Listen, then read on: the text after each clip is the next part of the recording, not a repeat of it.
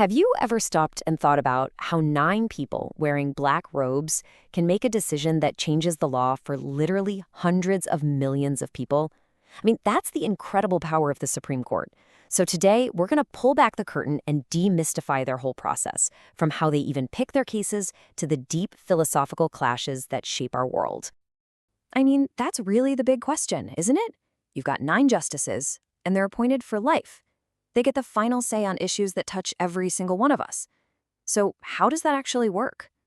Well, that's exactly what we're here to unpack.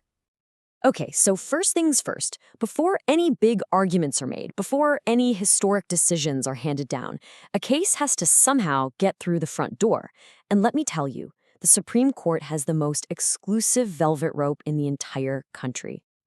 At its core, the court's job is to be the final authority on what the Constitution actually means. And with 9 justices serving for life, their rulings carry enormous weight.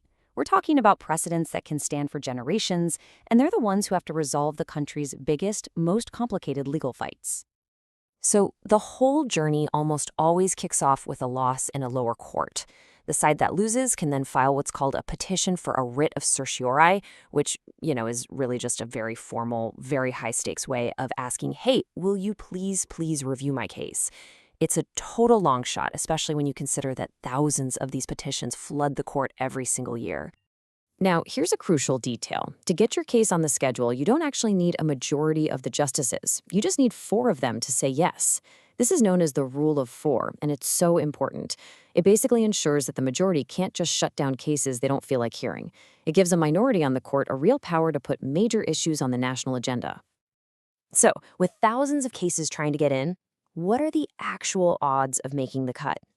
Just look at this number, 1%. That's it. Out of all those petitions filed each year, only the tiniest fraction are ever chosen. This incredible selectivity tells you that the court only takes on cases it believes will have a massive nationwide impact. All right, so let's say a case has beaten those impossible odds. It's officially on the docket, so what happens now? This is where we go behind the curtain, into the justices' private conference room, where the real intense debate finally begins. After they've heard all the oral arguments, the justices meet in complete and total secrecy. No clerks, no aides, nobody. Just the 9 of them in a room. And in there, they debate constitutional principles, they weigh decades of legal history, and they seriously consider the real-world impact their ruling will have. But it's in this room that a fundamental tension almost always comes to the surface. And this, right here, is the million-dollar question. I mean, they're all looking at the exact same text, the same history, the same legal arguments. So how in the world do we end up with so many 5-4 decisions and these fiery dissenting opinions? Well, the answer isn't just found in the law books. It's buried deep in their core judicial philosophy. And this brings us to what you could call the ghost in the machine, this unseen force that really drives their decisions.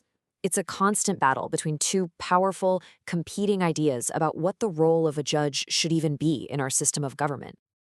So, on one side, you've got what's called judicial activism. This view sees the Constitution as a living document. The idea is that its core principles have to be adapted to solve today's problems. People who support this say it's essential for protecting minority rights and making sure justice can keep up in our constantly changing world. And then on the other side, you have judicial restraint.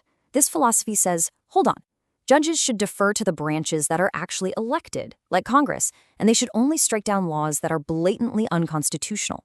The big focus here is on the original intent of the text, with the belief that major policy changes should come from voters, not from unelected judges. So let's just lay it out side by side, because this really clears things up. Judicial activism leans on a more flexible interpretation of the law, often to push for social change. Judicial restraint, on the other hand, uses a very strict interpretation to maintain stability and respect that separation of powers. They are 2 fundamentally different answers to the question, what is the Supreme Court even for?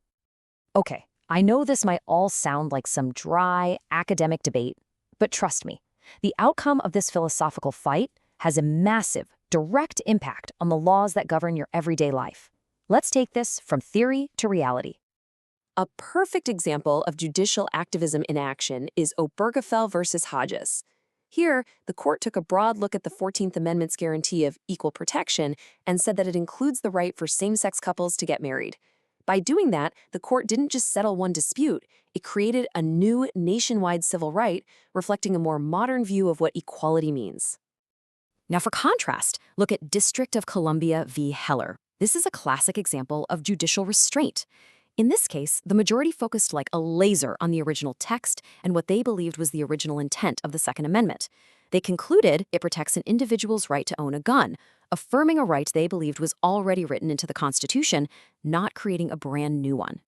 So at the end of the day, the philosophical beliefs of these 9 justices have a direct and really long-lasting effect on all of our lives.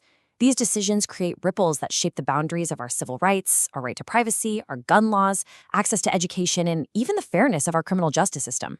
It's a big deal. Which really brings us back to the essential question we have to ask ourselves. Should the court be an engine for social progress, constantly adapting the Constitution to fit the needs of today?